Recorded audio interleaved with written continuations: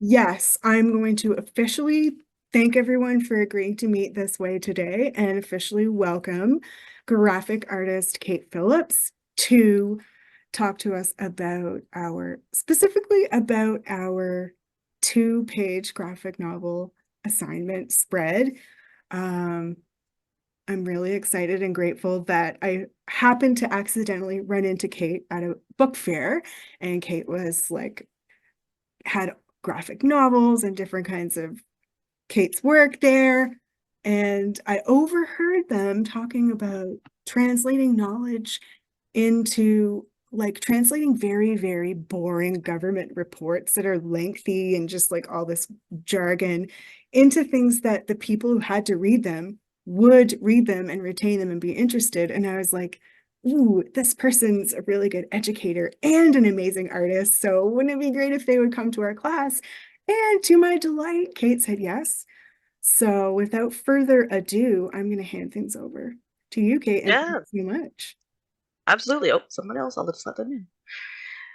Yeah. Well, first of all, thank you for having me. I'm actually quite thrilled to be able to visit and chat about comics. I'll always talk about comics all day, especially when it comes to the back end planning that most people don't get a chance to take a look at. So huge thanks to your professor, Sara, for tagging me in on this project. They gave me a heads up on the comic project, the two-page spread that everybody's going to be working on. So I've tried to tailor this presentation with that in mind specifically. So I'll give a quick intro, walk through some common practice for writing, planning, and executing comics, most specifically those two-page spreads. And I'll walk through one of my own as an example. And then I'll have also included some standard comic rules, as well as some smaller tips for making your job as easy as possible. And I've also included a list of resources for comic making, just some extra stuff that I wish that I had known. And that'll be at the end as well if anybody needs to use that. Awesome. So, to introduce myself, I'm Kate Phillips. I'm a local comic artist and illustrator. I grew up in Cape Breton. I spent a lot of time drawing and making up my own stories. And then after high school, I took a Bachelor of Fine Arts through Mount Allison University. I had been drawing a lot of drawings before that, and a lot of comics as well, fictional illustrations. But during this BFA, we really focused more on the fine art side of art. So my focus was mostly print media, including intaglio, lino cut, woodcut, printmaking, as well as works on paper and the occasional oil painting or sculpture.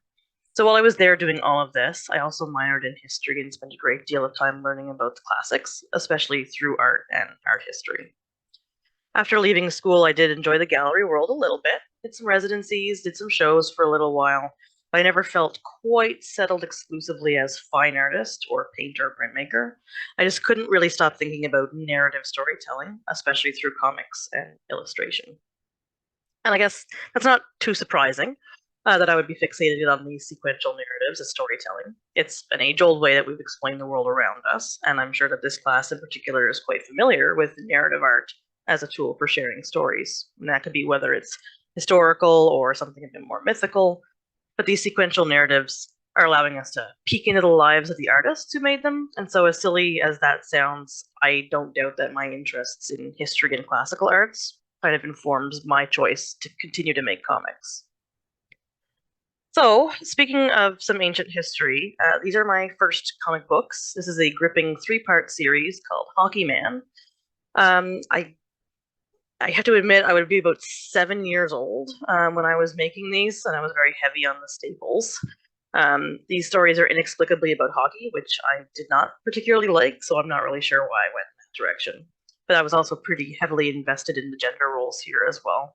So both my writing and drawing has improved a little bit. And clearly, I don't know much about sports.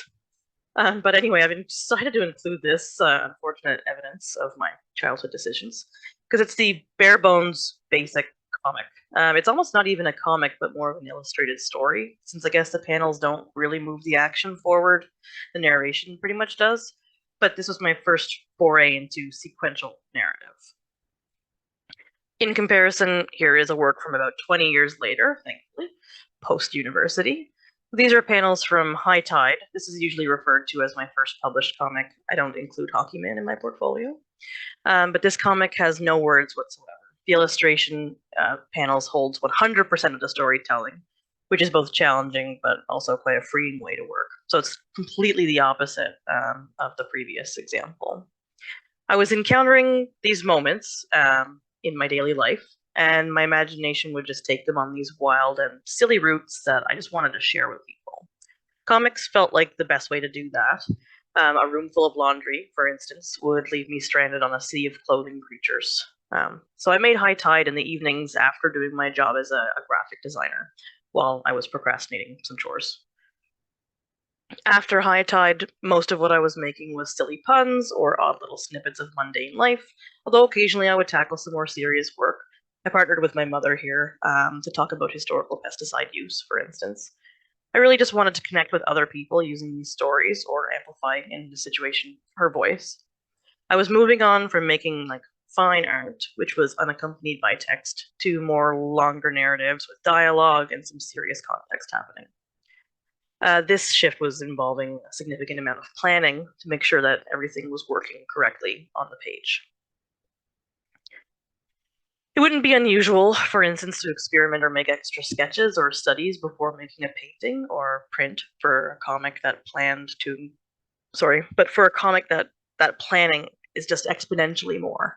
So I have to do all the writing, the editing, the dialogue, as well as the actual artwork itself. So I started to spend a lot more time in the planning stages instead of just jumping right into it. This isn't really uncommon for the industry. So here's a pretty good example from Derek Loffman regarding the type of comic industry planning that I'm talking about. This is like the typical, I guess, stages for a comic.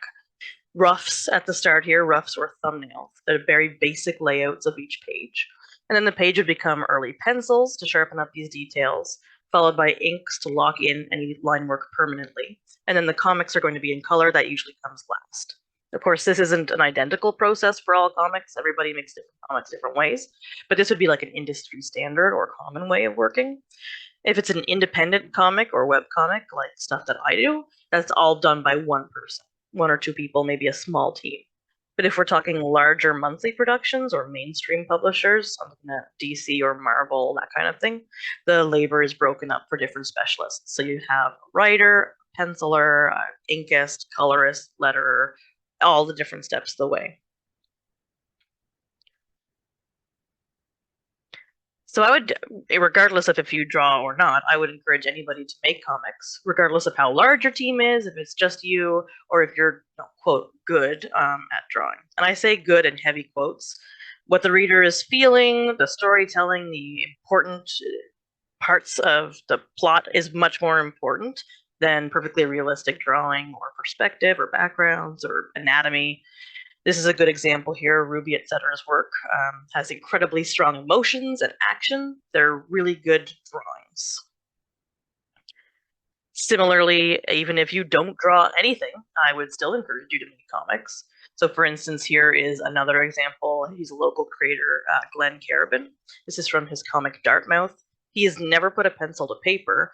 Instead, he actually just takes many reference photos. He uses a lot of Photoshop and digital manipulation, and then he makes the page, he builds the page up digitally.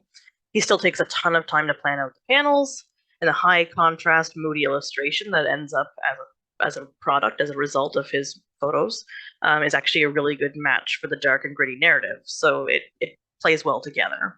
Carabin is really, really good at planning, paneling, and page organization.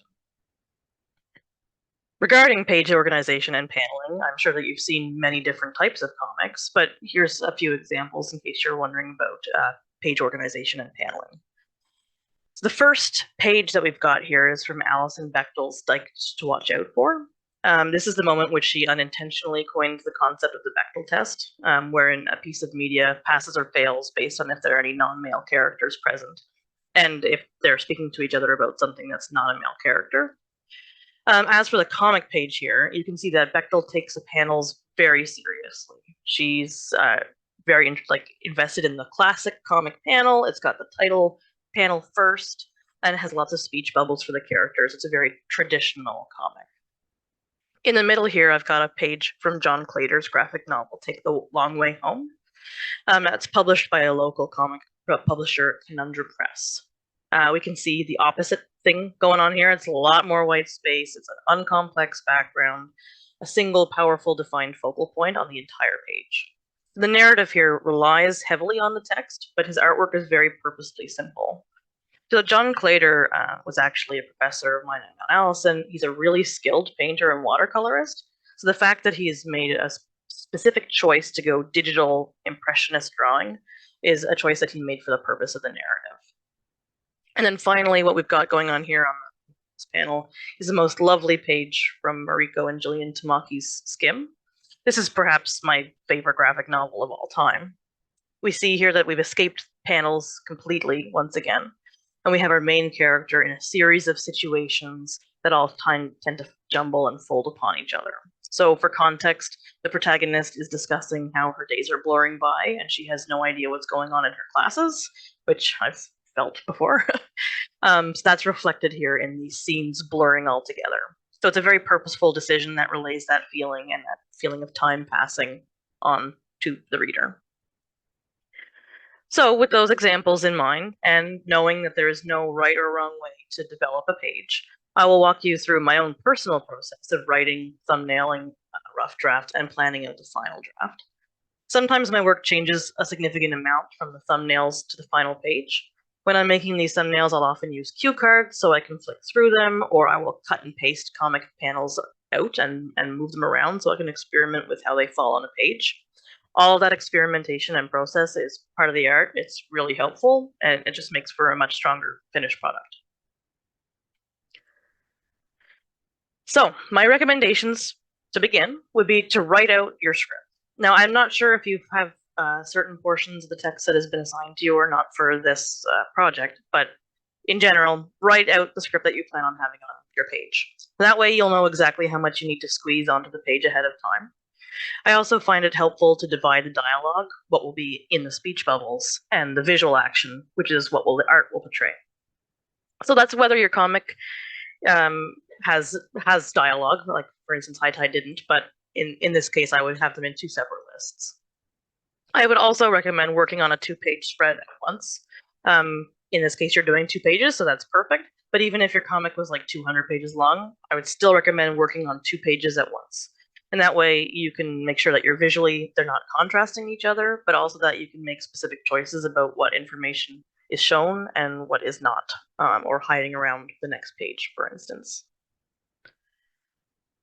So let's build a 2-page spread together using this example concept. So a new barista has poured an impossibly beautiful coffee. Their experienced mentor is bewildered at the sudden display of skill, and their customer is shocked at the art. It looks just like their home. Another customer asks the barista for a new fancy drink too. So in this specific scenario, we've already established in the previous pages the setting, which is a cafe, who is the mentor and who is the mentee, how they're only learning latte art, they're fairly new. So we don't have to establish that setting or that relationship or the lead up. We only need to focus on this plot point that is right here. So the dialogue that we've already decided on is here. We've got, how did you do that? I don't know, I was trying to make a heart.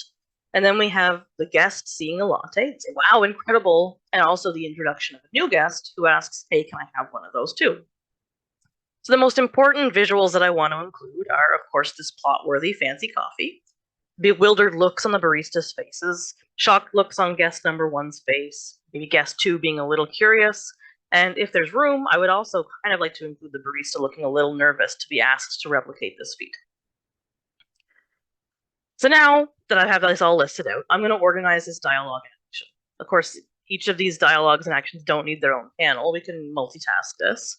It's more realistic, after all, that the action and conversation would happen at the same time. It's also easier for the reader, and it saves some space if we multitask. So I've color-coded everything here, and I hope that you can all differentiate what's going on. But I've tried to pair things up, what can happen at the same time. And now that we've done that, that's what we have. We have our panels. We've got these organized into the groups of things that are going to be happening in the same space. We're ready to start roughing these into place. But of course, this all looks really clean and tidy on the slide, but hindsight's 2020. Sometimes for a page, I already have exactly an idea that I want to do. Maybe I have a certain panel with dialogue in it, or I have a big plan for a big exciting action scene or climax that I have to prioritize in my list. So then I will make that the priority and make the other panels work around it. Before we rough this out, let's just take a moment to talk about panels before we draw ours in. So comic panels are generally read in a certain order. And that sounds super obvious if you've read comics before.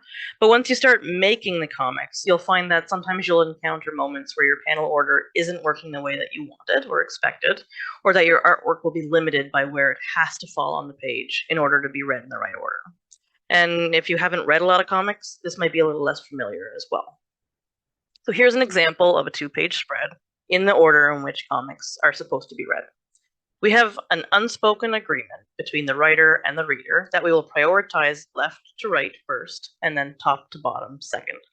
This is specifically for Western comics. Eastern works like Japanese manga is right to left. But in the scenario today, we're just going to focus on Western audience. So 1 to 2 across the left to right, and then down to 3. That is the order that we read those panels. But here we have 4 down to 5, and then 6. If we went 4 to 6 right away, we'd have to go backwards to 5, which doesn't really happen naturally while we're reading. If there are critically important moments in 5 and 6, and you're worried that your reader could be confused, it might be best to actually abandon that organization and try for something clearer. But this is typically how it would be read. Moving on here to the second page, 1, 2, and 3 at the top are pretty straightforward, and the same 4 through 8. That's exactly how this would be read. 8 is the bottom panel. Anything that's in the bottom right corner is always last.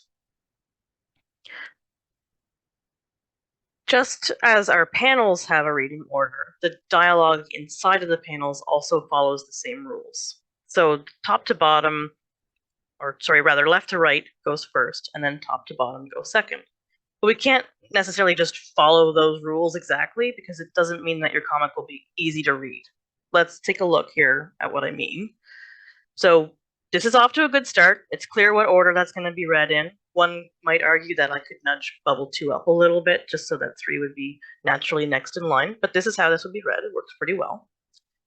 However, now on the second half of this page, we're asking our reader to jump over 7 to 6 and then back again. This is actually a really difficult thing for a reader to do. Often they would just hit 7 and move on. 6 would get lost. You wouldn't even be able to read that. So we should probably reorganize this to make it a little easier for our audience. So here, this layout is a little friendlier. The top resolves, and then we start again with 6, 7, 8, 9. This is a lot less tedious for a reader to have to deal with, and sometimes because you have limitations of the page or where you want to panel things in the order, you just have to make those adjustments as you're making the artwork.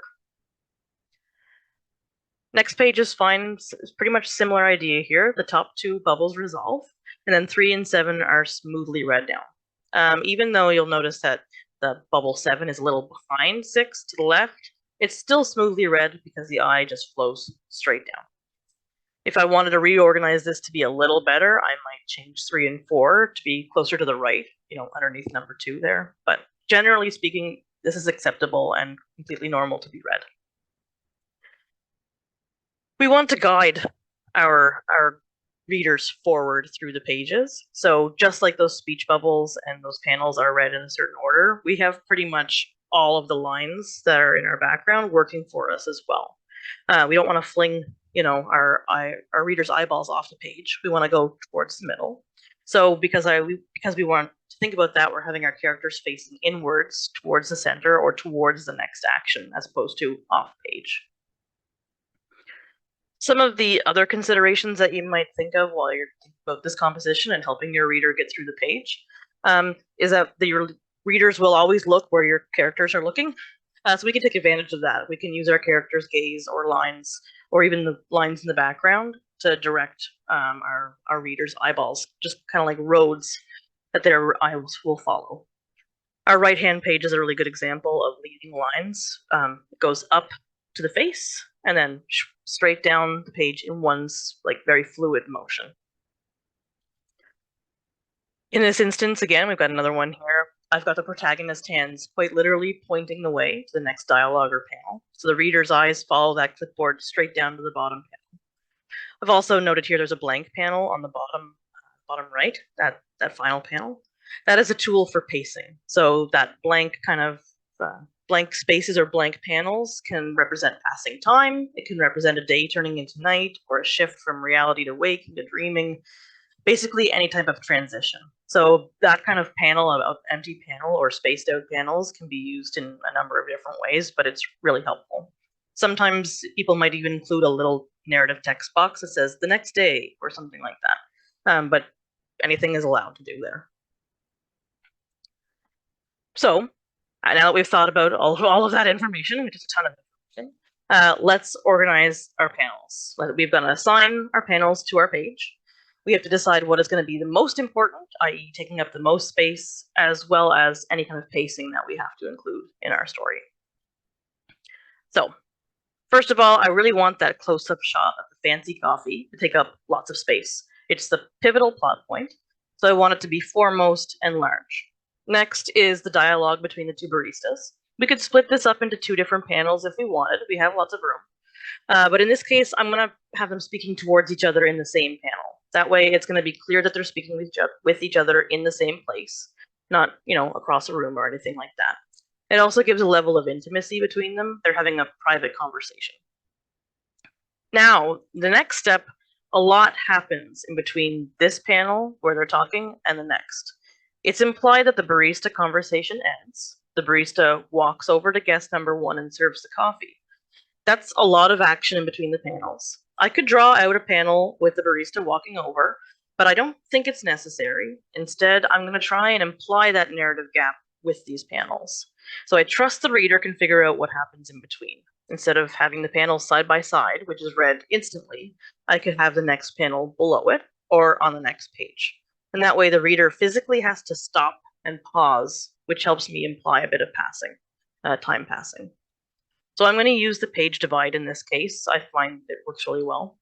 And start the guest conversations on the second page. So very handy now. We've got all of the first pages, the barista beat, and all of the second pages, the guest beat. So then back up at the top here, we have lots of space for the baristas to swing on over and introduce us to guest number 1. We followed the barista over. Guest number 1 has a spotlight for the reaction shot. If I felt like their reaction was really, really important, I could even give guest 1 their own panel in purple there to really cement it in. And then finally, the last shot of the page is curious guest number 2 asking for another latte as well. And we have room for a little nervous look for the barista. So let's rough this out here.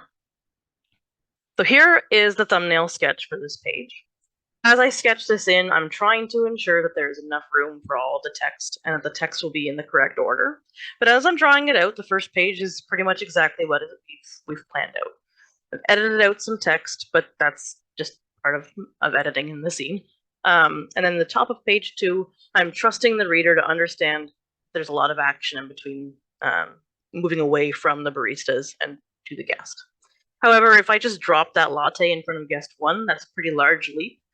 So I've included the barista's arm kind of sliding in the panel and serving it, just so we can have some transition there. And then finally, at the bottom, I've reworked this a little bit. I didn't really like how the separate panel was working.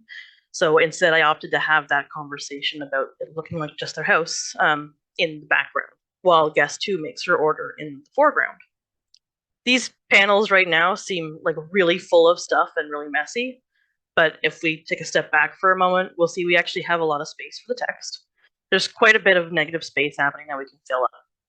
Sometimes I even block out the blobs like this while I'm planning the thumbnails. These silhouettes are really helpful. It's good to see the shapes, the negative space. It helps kind of visualize clarity in between the panels. This is also a good opportunity to check on your composition, make sure things are working well. So rule of thirds is an often cited artistic technique. If you've ever done any kind of photography or drawing or even filmmaking, the rule of thirds is cited often as a technique where you're dividing your panels or pages or media into chunks of 3. This seems really pleasing to us. It's not unrelated to the golden ratio, which also some artists completely swear by. I personally don't try to conform to these kind of things, this golden ratio or the rule of thirds, but anytime that I check back, it seems like it's present a lot in my favorite panels. So it's showing up whether I want it to or not. So keeping in mind, you can check for these things. So if I go and I clean up these thumbnails a little bit, I've added a little more details, but clean up the lines so it's kind of easier to see what's going on. My handwriting is not great, and the latte is blank because I hadn't committed to what I wanted to put there.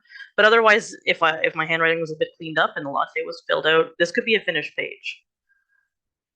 For reference, this is what the page actually looks like in the publication. Between the roughs and this point, I've gone through, I've inked the good copy lines, I've added flat colors, and I've typed in the dialogue. In some cases, I handwrite the text, but in this case, I just opted for a font just for the sake of time.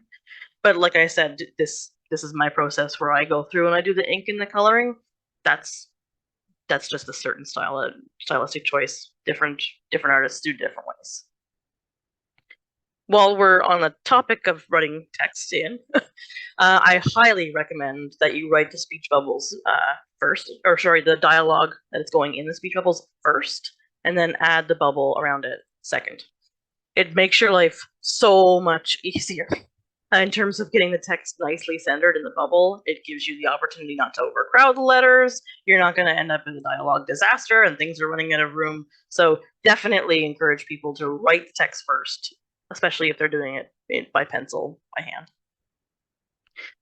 If you want some examples of some speech bubbles that fall outside of the classic round bubble, here are some commonly used ones. So I'm personally a really big fan of the nervous looking one and the annoyed one. These are just some more great opportunities to use all of the visual information that you have on your page to your advantage. Because you're telling your story, you're conveying your feelings, and you have all of the room on the page to do that. So definitely take advantage of every bit of space that you've got. Speech bubble tail here, as you can see, should be aiming for, I kind of failed this a little bit. It should be aiming towards the speaker, ideally towards their mouth, but sometimes towards the speaker is good enough. A bubble with no tail implies that the speaker is off screen or that it's not in the panel. And then you can use a long tail to show distance. So, for instance, in this case, this bowler has walked away from the conversation. The conversation's happening farther behind him. So that long tail of the speech bubble is implying that it's happening elsewhere in the panel. And speech bubbles aren't even really mandatory. You don't actually have to use them as long as you can tell who is speaking. So, for instance, I've dropped them here to sync this background text and this background dialogue in the back. Or I can make somebody feel a little smaller or quieter. So, for instance, he's saying anyone else, he's saying it small, he's saying it a little nervously. So I wanted to make it feel smaller, so I just dropped the speech bubble entirely. As long as people can tell who's speaking. It can get really confusing if people can't tell who's speaking. Similarly, of course, I've used a font in this case, but even if you were doing it by hand, this is another tool in your toolkit to tell your story. So don't be afraid to bold up some words. It's not an essay or a paper, like it's a dynamic piece of art. So you can play with the sizes, the color. I've seen some comics even use text as building blocks for background or weaving in and out of characters or at odd angles, especially if you're in like a dream or something like that where things are confusing. Actually, when I look at other artists' work, I find my text is very stiff if I think about it. But this is exactly what we've got going on here. We've got a little faded, lighter text to be in the background and the bolded stuff up front. And unfortunately, finally, the hardest part, of course, is cutting stuff out. So the comic page has two jobs. It's got to fit all of that dialogue in, and it's got to fit all of the visual action in. More often than not, although maybe you will find different. But I don't have enough space on the page for everything that I want to include, and I find I'm always trying to stuff too much in. So I really often have to make edits to my plans. If I'm thinking back to that barista serving the latte, do I need to show them walking over to the guest? No. Do I need to show some transition with him serving the guest or the arm? Yeah, I probably should. So I do have to include that. I can trust my reader to understand the scene with some adjustments or smaller hints. Do I need the guests to have their own panel to talk? No, I can use the background space and put them there. So it's a lot of problem solving as you're going. And I find usually I have to edit things down. But you may find your writing style is less so. Maybe you'll have lots of room for art, or you need to adjust your panel sizes. But for me, it's a lot of editing down. So when you're sketching these out, I do have a recommendation for you. When you're doing your thumbnail sketches, make them small, fast, loose, tiny. Don't sweat the details. This is part of the development. It's all about that composition and layout. So when you writing, like right about to begin, just take a page and do a bunch of them really loose. It gives you a chance to experiment, it gives you a chance to play, and then that way you can see what's working and what's not working before committing to a structure. And then of course you have time to see what works and what doesn't work. It's fun to play around with it. And when I say editing, that even goes for the final artwork as well. I can literally cut up the pages and paste them together where they want to be. When I started drawing, I had this idea in my head that good copy pages were like this pristine specimen with zero mistakes, like in a gallery. That's just like not true. It's indie artists, professional artists, studios. It's all like these. This from Skim again, with these cut panels pasted in place. It's absolutely professional to be able to do that. There's whiteout, there's tape, there's razor marks, there's accidental blobs everywhere. You don't even need to invest in anything fancy. And same here with her pages. She doesn't have fancy art supplies or high tech tablets or anything like that. This is just straight storytelling. Other hints if you're drawing on paper, which I think you guys are. If you're afraid of messing something up, just take a photo of it and scan it before you keep going. That's pretty much what I do with every drawing that I like. Okay, I'm happy about this. I'll just take a picture of it with my phone, and that way I have it for a reference. You can do your good copy right on top of a scan. You don't have to do it on top of the actual original. If you're quite partial to keeping it, you can scan it and do the good copy on top. Traditionally, some comic artists use blue pencil or they use blue scans, since they can actually rephotocopy blue and it won't show up in a black and white photocopy. But you can even just do it in light gray. I recommend not stressing about it. If once you've drawn it one time, you can draw it again. So don't stress too much about ruining your good copy. Scanning recommended for backups, but also zine libraries are a great inspiration tool as well. So I would recommend checking out some zine libraries or other like small handmades. People are using some really interesting publishing techniques and using really clever problem solving and small press techniques with photocopiers with what they have in their house. So definitely recommend looking up those kind of things as well. Other than that, I know it's a ton of information that I just dumped upon everybody. So I think this is probably a good place to like take a moment regarding the process of writing, planning, executing the pages. And appreciate everybody staying with me over all of that heavy comic theory. But if anybody has any questions or comments or anything that they'd like to discuss, absolutely open for that. And otherwise, I do have also a list of further resources if anybody is interested.